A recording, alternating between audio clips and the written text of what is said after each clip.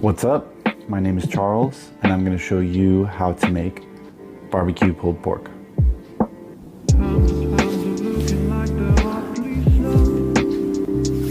Whenever we make barbecue pulled pork, we almost always use a shoulder cut.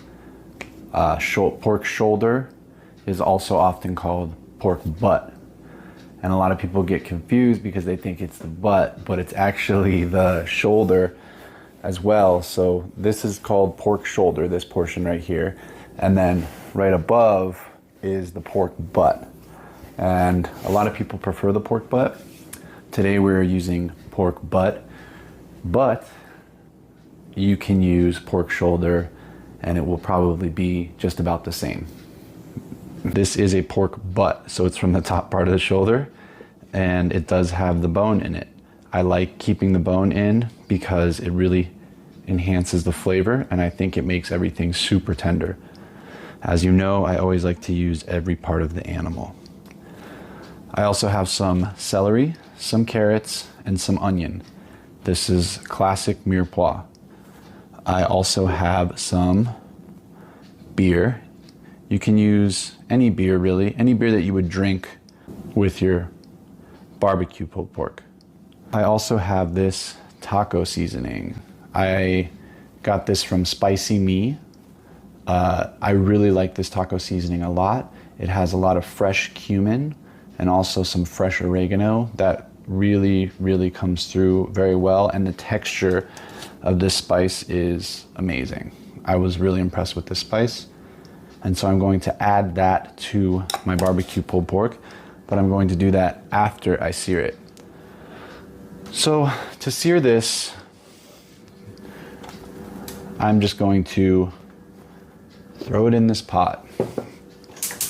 I'm not going to add any oil, and this will shrink as I cook it. So I'm really going to just take my time,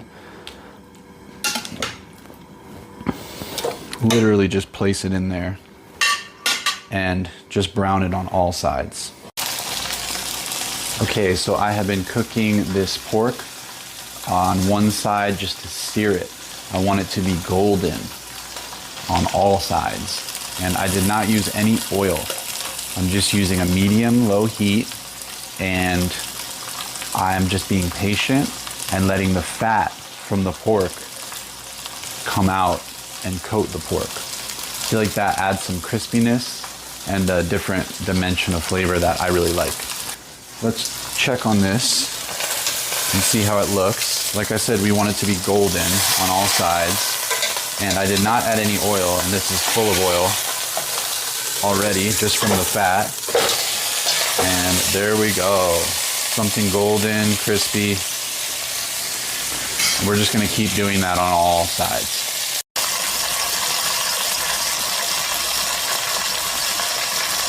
Okay, while our pork is searing on all sides to golden deliciousness, we are going to prepare our veggies.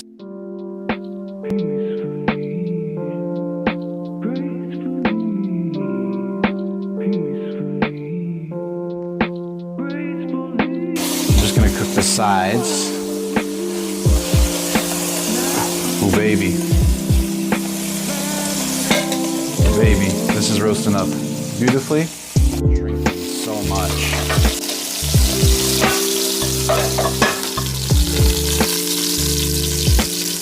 And that might make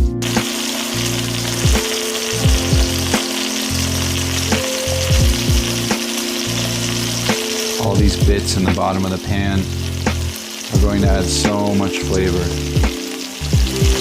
That's really one of the secret ingredients.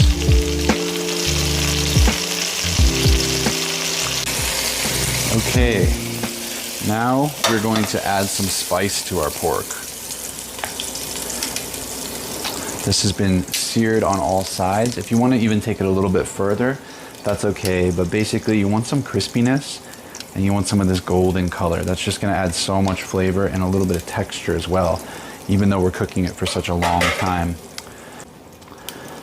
Now, in this pan, while the oil is still hot, while the fat is still hot, we can add our mirepoix. and that will start to absorb the flavor in the bottom of the pan and also kind of wash out some of those bits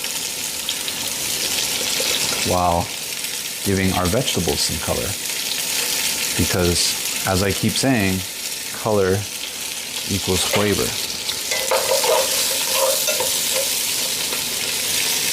And while these veggies cook, I am going to rub this beautiful pork shoulder with some of this taco seasoning.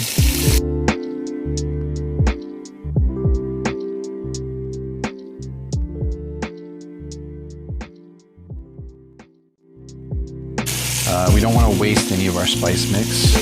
You can do this on a plate or a platter if you'd like as well, that's fine. But I have this cutting board and I don't mind washing it. There you go. Cover all sides of the meat. And that is going to be ready to go into our pan as soon as our vegetables are done roasting.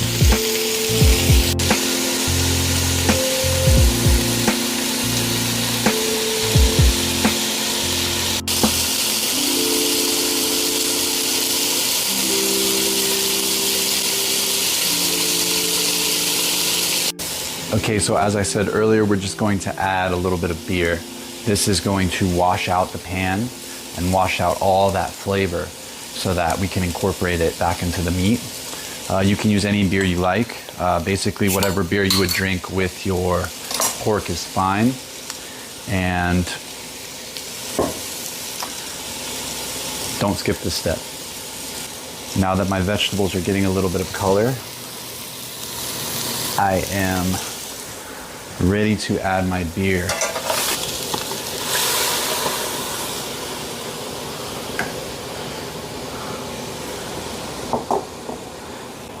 And then add my pork shoulder or pork butt. Once this mixture reaches a boil, we can actually turn the heat off and cover with a lid. Pork butts are pork shoulder is anywhere between 5 to 10 pounds, and I usually cook it between 6 to 8 hours. The pork is ready and cooked when you can easily shred it with a fork or 2 forks all the way down to the bone.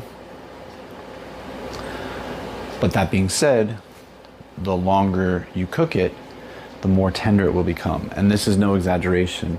Some people will cook their pork shoulder for 12 hours or even 24 hours over a very low heat.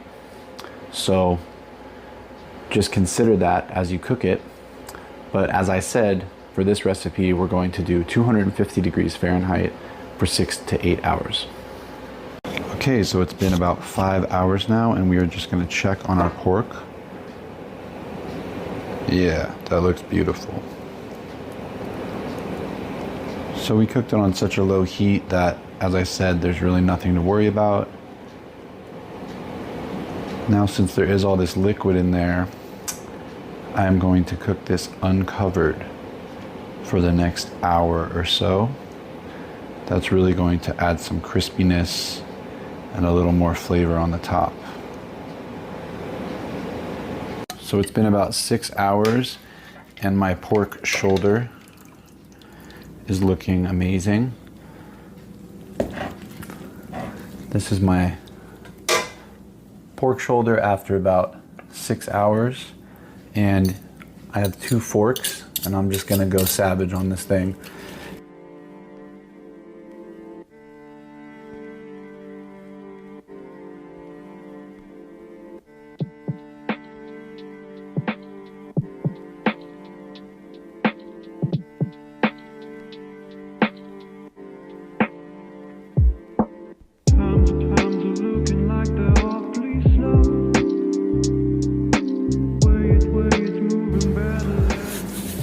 So one important thing to remember is that that was a 7-pound pork shoulder, pork butt, the top part. So that 7-pound pork butt took me 6 hours at 250 degrees Fahrenheit. Depending on the size, you might have to cook it longer. If you can cook it as high as 300 degrees and it will be ready much faster. But if you cook it at 250, then it's guaranteed to be just the way you want it without any chance of burning. So now let's talk a little bit about sauce and what to do with the rest of our broth that we created. Wanted to talk a little bit about this broth that we cooked our pork in. It's full of vegetables, full of flavor, and of course we are going to utilize that. Right now it has a lot of fat, so we want to get rid of some of that, and that's very easy to do. Just takes a little more time, but it's well worth it. Okay, so here I have a strainer with just an ordinary Pyrex baking pan. I'm doing this for a couple reasons. One, because it's going to be very easy to spread out and cool. And I want this to cool pretty quickly, because when it cools, I'm going to be able to just pull the fat right off the top, because as the fat cools, it will form a layer over the top. And once we get the fat off, we'll just be left with this beautiful sauce in the bottom that's so full of flavor, and we really don't want to waste it. You don't have to do this step, but instead of just throwing this stuff in the garbage, I'm going to show you how you can use every part. Okay, so I put my pulled pork into this airtight Tupperware. This will keep for up to a week. I am going to add these veggies back into the mix because why not? They're super delicious, super healthy, and full of flavor. We can just give them a quick mix and even shake them around a little bit. And this is already looking so delicious.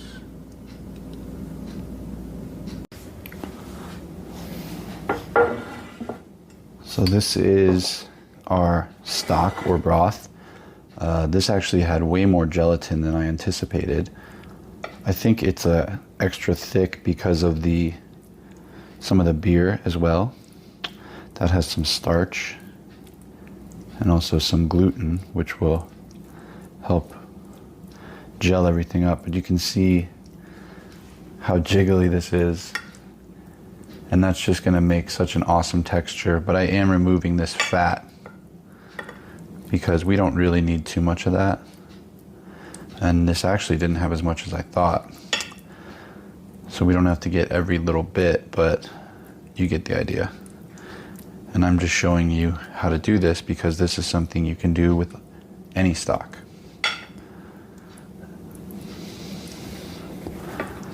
Again, you don't have to do this step, but this is a great way to use all of the animal, which is always great and actually very healthy. When we use every part of the animal and every part of the vegetable, we end up with so many nutrients and crazy textures and flavors that we wouldn't expect. Okay, so I removed this fat and I am pretty happy. There's a little bit still on the top, but this texture is really awesome and I'm pretty happy with that. Next, I added the mixture back into the pork with a little bit of barbecue sauce. I'm really not going to get into it about barbecue sauce. I know everyone has their favorite. Maybe I'll do a video recipe on my barbecue sauce. You can let me know what you think in the comments.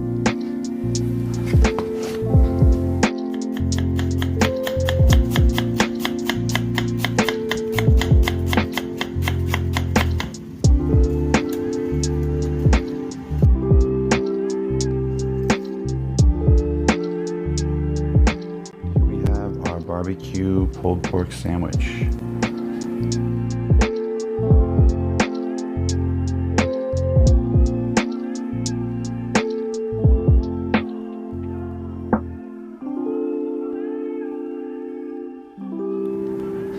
plenty of sauce.